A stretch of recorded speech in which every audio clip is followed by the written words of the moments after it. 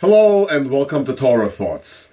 The portion of the Torah that we read this week's Parsha, is Parshat Mishpatim, which literally means judgments. In the context of this Parsha, it means laws. So what's going on is, towards the end of last week's Parsha, we had God gave the Ten Commandments at Mount Sinai. The entire nation of Israel were gathered at Mount Sinai, and God conveyed the Ten Commandments. Very famous story. Almost everybody knows about that. But what's not as widely known is that also at Mount Sinai, God conveyed through Moshe all 613 commandments, 613 mitzvot that are found in the Torah. So in this particular parsha, a whole bunch of them are laid out in Parshat Mishpatim. So when you speak to somebody who's not necessarily an atheist, they believe that there is a God, but they don't feel comfortable with all the requirements that the Torah puts upon them. There's commandments, rules to follow, and so on. And so when you ask somebody who wants to feel comfortable knowing that they worship God, but they don't believe or they don't feel like believing in following the Torah, what does God want? They'll tell you what God wants is for people to be nice to each other. That's what God really wants. God wants us to be good to our fellow man, and as long as I'm good to my fellow man, I'm doing what's good in God's eyes. Well, that's partially true, not completely. You see, the mitzvot that you can find in the Torah you can divide them into two classifications: Bein Adam Lachavero and Bein Adam Lamakom. Bein Adam Lachavero meaning mitzvot, commandments that pertain to the relationship between a man and his fellow man. And then there's Bein Adam Lamakom, which means it pertains to the relationship between man and God. So, for example, you can't steal. That's a commandment that pertains to your relationship to another person. You can't steal from them. With respect to prayers or putting tefillin, that pertains to your relationship with God. And so there are 7 commandments, 7 universal commandments that God gave all of humanity. And of those 7 commandments, 3 of them, in fact, are Bein Adam Lachvero. They pertain to man's relationship with his fellow man. One of them pertains to cruelty to animals. It involves specifically not eating portions of a live animal, but that commandment is also expanded generally, in general terms, to not being cruel to animals. And most people who tell you that God wants me to be nice, to my fellow man, will also say God wants me to be good to animals. So we got 4 out of 7 so far.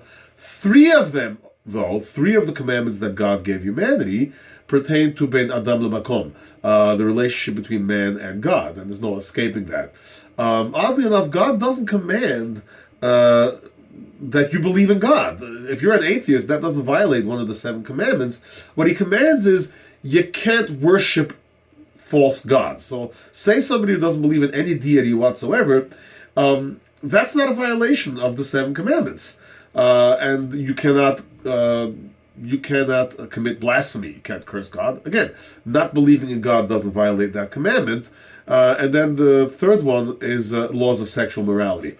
And I know that in today's modern world, you're not allowed to speak about that. That's verboten. But nonetheless, that's one of the 7 commandments that God gives humanity. And we'll get into that topic in a minute, as far as seeing commandments that go against the grain of modern thinking. But anyway, so yes, God does want us to be good to our fellow man, but not for the reasons that someone who argues that, not for the reasons that they may think. Getting back to the commandments that God gave to the nation of Israel, God didn't give us 7 commandments. He gave us 613 commandments, and like I said, many of them are found in this week's parsha. The vast majority of them that are found in Mishpatim, they pertain to Bein Adam Lachavero. They follow the theme that your typical humanist would say God wants us to be good to our fellow man. Pertains to our relationship with other people. But before we go into all of those commandments, the parsha opens up with the commandments, the rules regarding slavery.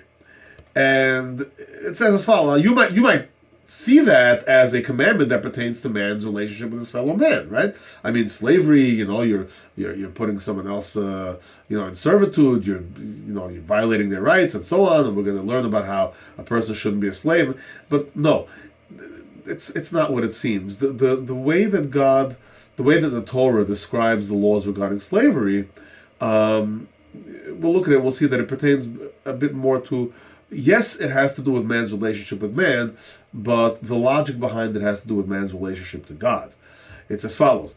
It opens up with a Hebrew slave. Now, in Judaism, there's a difference between a Hebrew slave and a non-Hebrew slave. Meaning, if you go to war and you capture a captive in war, you take them as a slave. But they're not of your nation, and it's different than when you take someone as a slave who's from your nation. And we'll see soon how someone from among your own nation can become a slave if you're not going to war with them. But nonetheless, if someone's, in fact, later on the Torah describes, if someone commits a crime and they can't make restitution, they have to work it off. The term slavery is not exactly what the way we describe it today. There are different rules of how to treat a slave, but let's call it a slave or a servant. So that's one way that you can become a Hebrew slave or Hebrew servant. And also another way is if somebody actually signs a contract. He needs the money, he gets paid to sell himself, to sell his services. And so the Torah opens up with that's the first rule, the first law in this parsha is about a Hebrew slave. And it says a Hebrew slave can only be a slave for 6 years. If you want to sell yourself as a slave, or if you're you're not obligated because of some crime that you committed, it's for a maximum of 6 years. Now, what happens after 6 years? What if the slave decides, I like these conditions, and I want to stay. I like my master, and I want to stay living in his house and serving him. And so the Torah describes, what to do in such a situation. Now, oddly enough, the Torah doesn't address what happens if the master wants to continue the relationship. I like my slave. I'll treat him well. I want to keep him. No, you don't get to say that. The Torah only discusses what happens if the slave wants to stay a slave. And so what does the Torah say about that? Well, he does get to stay a slave for an extended period of time. It's a fixed time, the 50-year jubilee.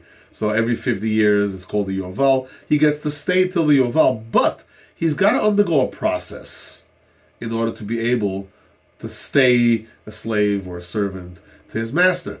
And the nature of that process is to rebuke him for violating the commandment, Ki li b'nei Yisrael avadim.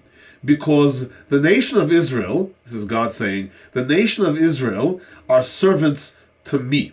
So again, like I said, the idea here of what we do when someone wants to stay a slave and the process he's got to go through, again, it doesn't have anything to do with well, it's wrong to do that to this person. He's the one who wants to stay a slave.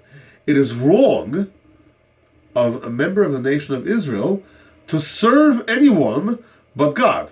And when he says he wants to stay in servitude to his master, he gets punished for that.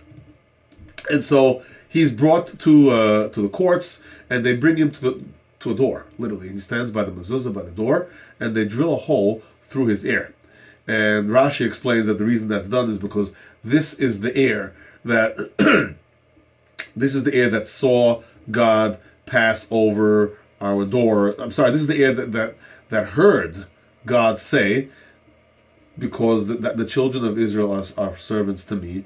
And he saw also, this slave saw God passing over the doors of the children of Israel in Egypt. So this is why we bring him to the door, drill a hole in his ear, to show publicly that he is violating that commandment. And he gets rebuked for that. And even so, his extension is still, it's not permanent. He gets an extension of time to be a servant, but it's not permanent. Interestingly enough, though, we punish him, and it's still temporary, but we let him get that extension. The Torah allows that. And I think the reason for that is because it's to teach us that freedom can't be forced on someone. If someone chooses not to be free, we're going to rebuke him for that. Hopefully he'll learn, but you really can't force that on someone. It's a state of mind. And just like you can't force freedom on someone, you can't force a state of servitude in a person's mind either. And that's a side thing. I think it's an important lesson. But in any event, the truth of the matter is, okay, what we're learning from the Torah here is everyone is a slave in some fashion or another. Everyone's a servant to something. Everyone is beholden to someone or something. Whether it's your work, your boss, you have customers, you have clients, you're beholden to them, or just maybe the business that you've invested in, the investments themselves. If somebody's just plays the stocks, he's got to wake up every day and check how are my stocks doing and make sure that he's managing them correctly. Your wife. Everyone is somehow or another beholden to someone. And what we see from there is that if you're going to be, you can't just live, if you're stuck on an island and you live without any connection to someone else, you're subservient to that island because you better make sure you have food, right? So if you're a farmer, for example, you're beholden to that farm, you're beholden to the crops, you're beholden to the weather, ultimately you're beholden to God, and that's where the ultimate freedom comes from. The true meaning of freedom is to be a servant to God, because we were created for that purpose. That's your function. That's your entire being, your body, your soul will function optimally when you serve God. And you'll feel free also, because everything that you do in service of God is actually, the laws were designed to serve you. The laws were designed to benefit you. And this is why a lot of people say, oh, well, the laws in the Torah, they said not to eat pig. It was because pigs brought diseases. No, God designed nature so that if you obey him and not eat pork, you'll avoid certain diseases. If you obey him and not mix meat with dairy, you'll avoid certain diseases. And if you obey him and pray 3 times a day, you'll have a certain schedule in your day that kind of works in your favor. Everything that was put into the commandments was also, the one who wrote the commandments also wrote the laws of nature. And obviously, yes, he made them compatible. So service of God is what gives you actual and true freedom. But like I said, you can't force that on somebody. Anyway, once you learn that the purpose of life, the only real freedom is to serve God, now you're ready to go on and learn the rest of the commandments. Now you understand the true context of what it means to observe commandments and what it means to be free. Now you're ready to go forward and learn about the true meaning of justice. Well, all right, there's a Gemara, a section in Talmud, which tells us, it discusses a law, which seems to make sense. If you're going to take a baby chick, a baby bird, away from its mother, you have to first send the mother bird away so that she doesn't see you actually taking her young.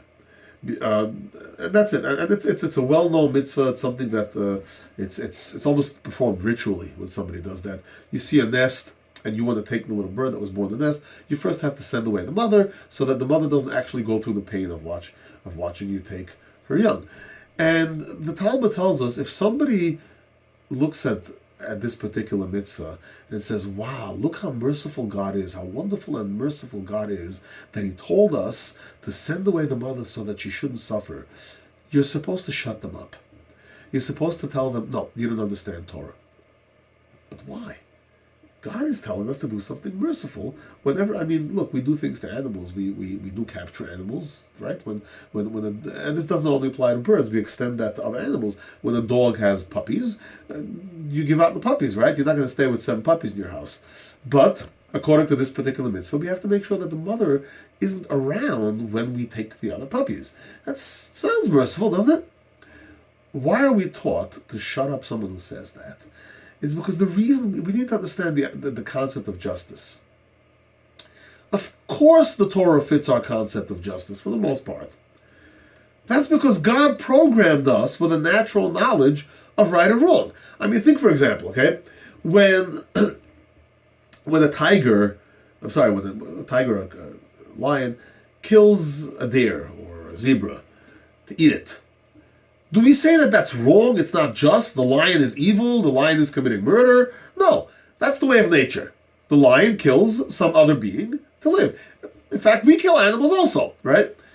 So if you go by that logic, why is it wrong to kill another human being? I mean, we all know it's wrong. If you don't know that it's wrong to kill, what's the definition of insanity? The legal definition of insanity is you don't know right from wrong. As every sane person knows it's wrong to kill another human being.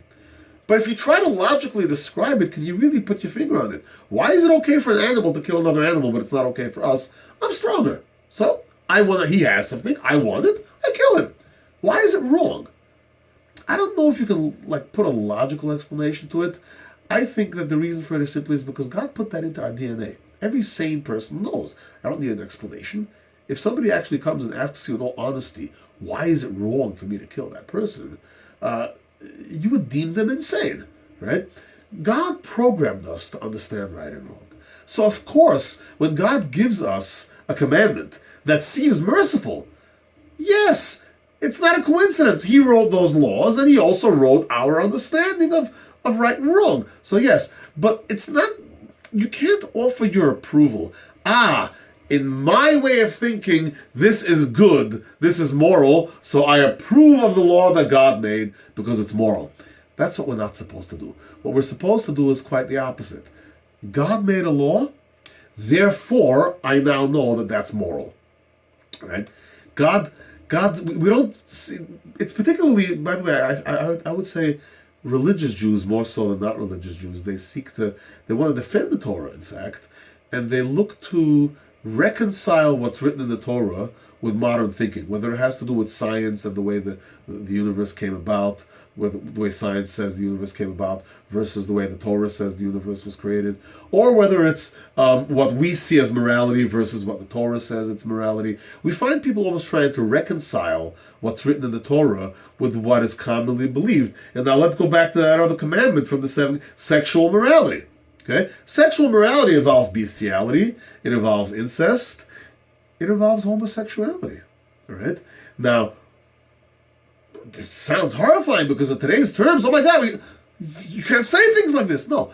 We're taught that whatever the Torah tells us, that, by the very fact that it's that the Torah tells it to us, that makes it just. That's what makes it moral. So we shouldn't reconcile the Torah by making it fit our thinking. We should reconcile our thinking with the Torah by making our thinking fit with the Torah. Right? So again, why and where does the Torah make this point? Slavery. Every person in the world, again, I said God programs right and wrong into our DNA. For the most part, it coincides with what's written in the Torah. But there are times when it doesn't. God programmed us, and we think, according to the lines of common thinking, that slavery is wrong, right? It is wrong to take another person under any condition and make him into a slave. And even if it resembles slavery, well, here's the Torah telling us, no. There are rules in slavery. The Torah tells us that under certain cases, you can have a slave. And what we're taught here is, when the Torah tells us that it's wrong for the slave to stay a slave, we understand that it's wrong because God said, you're my servant, not somebody else's. Not that it's wrong because we deem it to be wrong. And that, I think, is why the Torah opens up with, the Torah gives almost all the laws of Ben Adam L'Chavero, all of civil law. What happens if your property damages somebody else's property? If your animal damages somebody else's animal? Your animal hurts another person? What happens if you borrowed something and you lost it? What if somebody gave you something to watch and the other person lost it? What if you were paid to do something?